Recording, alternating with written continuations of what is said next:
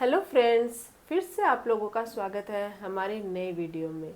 जब भी हमारे गले में तेज़ दर्द होता है या फिर हमारी आवाज़ में कोई चेंजेस होते हैं, निगलने में दिक्कत आती है, तो कहीं ना कहीं हमें एक डर सताता है कि कहीं हमारे कोई प्रॉब्लम तो नहीं हो गई है, कहीं आगे चलकर ये कोई बड़ी बीमारी के रूप में तो नहीं आ जाएगी। इस टाइप का जो डर होता है वो हमें अंदर ही अंदर परेशान करता रहता है। तो ये वीडियो उन सभी लोगों के लिए है जो इन सब चीज़ों से डरते हैं। तो आज हम डॉक्टर से इन्हीं के बारे में जानेंगे। एक्चुअल में जो गले का कैंसर होता है, अगर उसके लक्षणों को पहचान कर हमें शुरू में ही उसके बारे में पता लग जाए तो उसका ट्रीटमेंट बहुत आसान हो जाता है। तो आज हम गले के कैंसर के शुरुआती लक्षण क्या होते हैं, इसके क्या कारण होते हैं, साथ ही इसका क्या ट्रीटमेंट होता है, इन सब के बारे में डॉक्टर से जानेंगे। तो वीडियो को आप अंत तक जरूर देखिएगा, क्योंकि ये वीडियो बहुत ज़्यादा फायदेमंद होने वाला है। हमारे सभी लोगों के लिए एक अवेयरनेस वीडियो है। तो वीडियो शुरू करने से पहले अगर अभी तक आप लोगों ने चैनल सब्सक्राइब नहीं किया है तो प्लीज़ सब्सक्राइब कर लीजिएगा। बेल आइकन को प्रेस करना बिल्कुल ना भूलिएगा, ताकि आपको न्यू वीडियोस की नोटिफिकेशंस मिलती रहे। तो चलिए शुरू करते हैं। हेलो डॉक्टर, कैसे हो आप? Hello, I am good. तो डॉक्टर, हमारा जो सवाल है वो गले के कैंसर से रिलेटेड है। तो पहला जो सवाल है वो यही है कि गले के कैंसर के शुरुआती सिम्टम्स क्या होते हैं, हम शुरुआत में ही इसके बारे में कैसे पता लगा सकते हैं? जी, सबसे पहले तो मैं आपको ये सवाल पूछने के लिए थैंक यू बोलना चाहूँगी, क्योंकि आप आज आपका जो टॉपिक है वो बहुत ही अच्छा है। ये एक अवेयरनेस के लिए या फिर हर इंसान तक पहुंचनी चाहिए इसके बारे में कि हम कैसे इसको पहचान सके, कैसे इसके बारे में पता लगा सके। तो ये जो टॉपिक लेके आए हो ना, ये बहुत ही अच्छा लेके आए हो। अब मैं आपको, जैसे आपने लक्षणों के बारे में पूछा है, तो सबसे पहले तो मैं आपको इसके बारे में थोड़ा बताना चाहूँगी कि एक्चुअल में ये जो कैंसर की जो सिचुएशन है वो क्या होती है। इसमें क्या होता है कि आपके गले के अंदर जो वॉइस बॉक्स है या फेरिंग्स है या फिर आपकी जो टॉन्सिल्स है, वहाँ पे कैंसर के जो ट्यूमर है वो डेवलप होने लग जाते हैं। तो इसी के कारण आपके वहाँ पे कैंसर फैलने लग जाता है। तो ये एक्चुअल में ये किसी के भी साथ हो सकता है, कभी भी हो सकता है। लेकिन जब भी आपको इसके सिम्टम्स दिखाई देते हैं तो बिल्कुल घबराना नहीं चाहिए। अब हम थोड़े से सिम्टम्स के बारे में जानते हैं कि इसको हम कैसे पहचान सकते हैं। अगर लक्षणों की बात करें तो सबसे पहले अगर आपके निगलने में दिक्कत हो रही है, लगातार आपके खांसी आ रही है, लगातार गले में दर्द हो रहा है, आपकी आवाज़ है उसमें भारीपन फील हो रहा है, कर्कशता से आवाज़ आ रही है, अचानक से आवाज़, आपकी जो आवाज़ है पहले टोन अलग थी और अब आपकी आवाज़ आपको चेंज फील हो रही है, अगर आपके कान में दर्द हो रहा है, कान में दर्द तो किसी भी कारण से हो सकता है, लेकिन अगर आपके गले में दर्द और कान में दर्द दोनों एक साथ हो रहे हैं, या फिर आपका वजन है वो लगातार कम हो रहा है, आप खाना खा रहे हो, आप सब कुछ सही है, फिर भी आप फील कर रहे हो कि आपका वजन है वो अचानक से कम होने लग गया है, या फिर क्या होता है, फिर आपके टॉन्सिल में आपको सूजन फील होती है लगातार, बहुत दिनों तक आपको बुखार भी फील हो सकता है, अचानक से कुछ भी गला है वो सूखा सूखा फील होता है, खांसी आती है, नॉर्मल तो खांसी आती है लेकिन कभी कभी खांसी के साथ आपके ब्लड आ रहा है, लिम्फ नोड्स में सूजन फील हो रही है, गले में सूजन फील हो रही है। तो इस टाइप के कोई भी आपको लक्षण लगातार कंटिन्यूशन में दिखाई दे रहे हैं तो हो सकता है कि आपको गले का कैंसर हो सकता है। ये जितने भी लक्षण हैं उनमें से कुछ ऐसे लक्षण हैं जो नॉर्मल साधारण, अगर आपके थ्रोट इन्फेक्शन है, फेरेंजाइटिस है, टोन्सिलाइटिस है, तो उस सिचुएशन में भी आपको फील हो सकते हैं। तो आपको बिल्कुल घबराने की ज़रूरत नहीं है। आपको डॉक्टर को मतलब कंसल्ट ज़रूर करना चाहिए, क्योंकि हम लोग इसको साधारण समझकर अगर हम चेकअप नहीं करवाएंगे, दिखाएंगे नहीं, तो ये धीरे धीरे बढ़ने लग जाएंगे। तो इसको बढ़ाना नहीं है। जब भी ऐसे 3 से 4 सिम्टम्स अगर आपको एक साथ दिखाई दे रहे हैं तब आप डॉक्टर से कंसल्ट कीजिए। उनमें से सिंपल, जैसे सिर्फ कान में दर्द है या फिर आपके सिर्फ गले में दर्द हो रहा है, तो आपको मतलब खुद से ही ठीक कर सकते हो, क्योंकि वो टॉन्सिलाइटिस का दर्द हो सकता है, फेरेंजाइटिस का दर्द हो सकता है, नॉर्मल आपके वायरल इन्फेक्शन हो सकता है, तो ये नॉर्मल भी हो सकता है। लेकिन फिर भी आपको इसको हल्के में नहीं लेना चाहिए। जी डॉक्टर, आपने बहुत अच्छे से गले के कैंसर के सिम्टम्स हमें बताए हैं, लेकिन डॉक्टर इसके क्या कारण क्या होते हैं? क्योंकि अक्सर क्या होता है कि अगर हमें कारण ही नहीं पता है तो हम इसको कैसे समझ पाएंगे, हम इससे कैसे बच सकते हैं? तो क्या इसके कोई मतलब स्पेसिफिक कोई कारण होता है गले के कैंसर से रिलेटेड? जी, ये क्यों होते हैं? इसका जो कारण होता है ना, कारण बहुत सारे अलग-अलग चीज़ों की वजह से हो सकते हैं। तो अगर हम कारणों की बात करें तो इसमें एक तो जेनेटिक कारण बहुत ज़्यादा इम्पोर्टेंट है, क्योंकि क्या होता है आपके पेरेंट्स या ग्रैंड पेरेंट्स या उनके ग्रैंड पेरेंट्स में अगर किसी को भी गले का कैंसर हुआ है तो आपके चांसेस है वो बढ़ जाते हैं। थोड़ा सा भी अगर आपने ध्यान नहीं दिया तो आपके अंदर ऑलरेडी वो जीन्स है कैंसर वाले, तो उसकी वजह से आपके बढ़ सकता है, फैल सकता है। तो जेनेटिक कारण हो सकता है। दूसरा होता है अनहेल्दी फूड।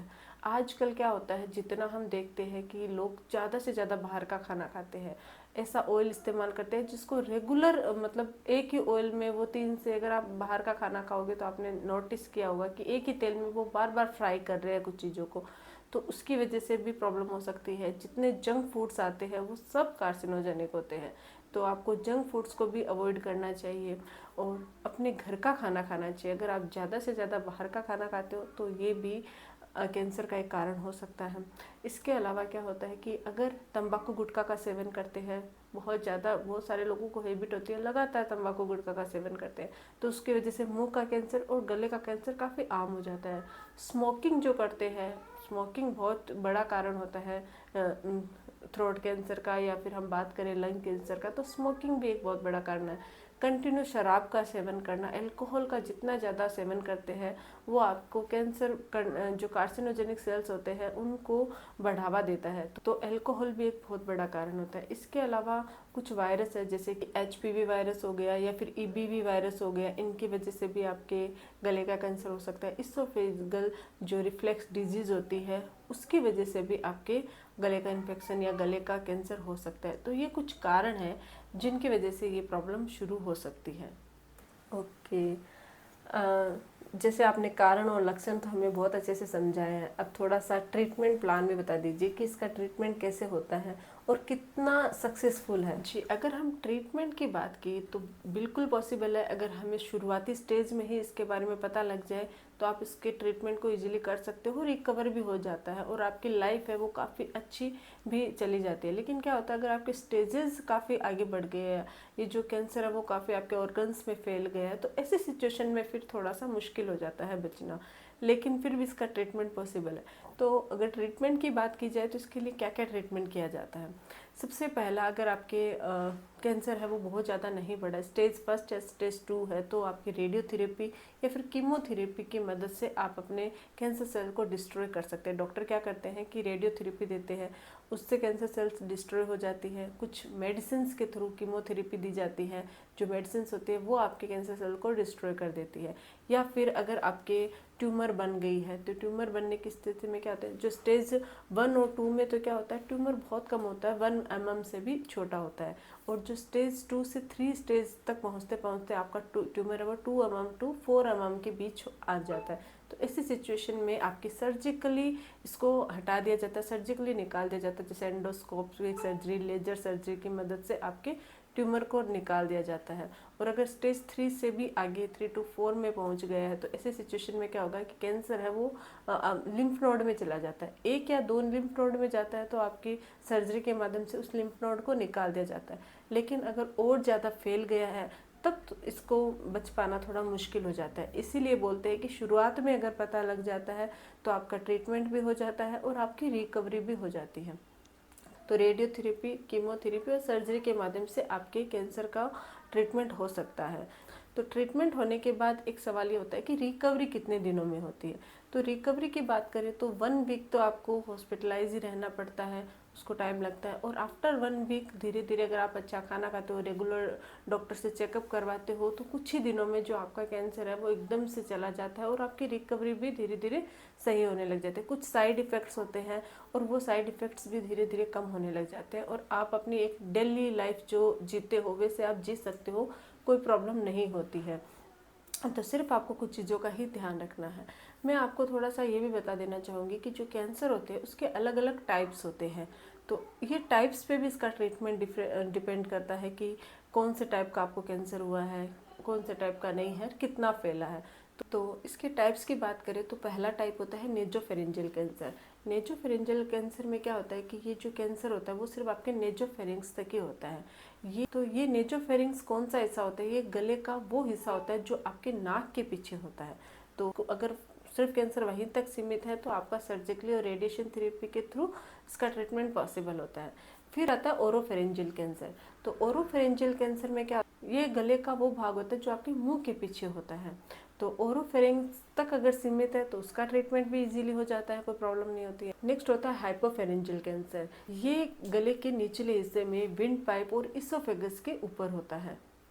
तो हाइपोफेरेंजियल कैंसर का भी ट्रीटमेंट पॉसिबल है, ऐसा नहीं है कि, लेकिन क्या होता है इससे अगर बहुत दूसरी जगह में फैल जाता है तब इसमें प्रॉब्लम होती है, क्योंकि ये क्या करता है आपके गले के 2 या 3 हिस्सों को जोड़ देता है। उसके अलावा होता है ग्लोटिक कैंसर। ग्लोटिक कैंसर क्या होता है कि आपके वोकल कॉर्ड से शुरू होता है। फिर आता है सुप्राग्लोटिक और सब ग्लोटिक कैंसर। सुप्राग्लोटिक कैंसर होता है, उसमें क्या होता है कि ये आपकी एपिग्लोटिस को प्रभावित करता है। और जो सब ग्लोटिक जो कैंसर होता है वो आपके वॉइस बॉक्स होती है उसके निचले भाग से शुरू होता है। तो ये अलग अलग टाइप्स के अलग अलग जगहों से होने की वजह से आपको मतलब पहले तो ये देखा जाता है कि कौन सी जगह है, वहाँ पे इजीली आपका सर्जरी हो सकती है या नहीं हो सकती है, वहाँ तक कितना फैला है, वो कौन कौन से पार्ट्स में चला गया है, तो उसका जो ट्रीटमेंट होता है थोड़ा उस पर भी निर्भर करता है। लेकिन ट्रीटमेंट पॉसिबल है, तो आपको बिल्कुल भी घबराने की या डरने की ज़रूरत नहीं है। आप जब भी आपको ऐसे कोई भी सिम्टम्स दिखाई देते हैं तो आपको तुरंत डॉक्टर के पास जाना चाहिए, और डॉक्टर जो आप टेस्ट करने को एडवाइस करें वो आपको टेस्ट करवाने हैं। और अगर पॉजिटिव भी आ जाता है तो भी बिल्कुल नहीं घबराना है, और नेगेटिव आता है तो बहुत ही अच्छी बात है।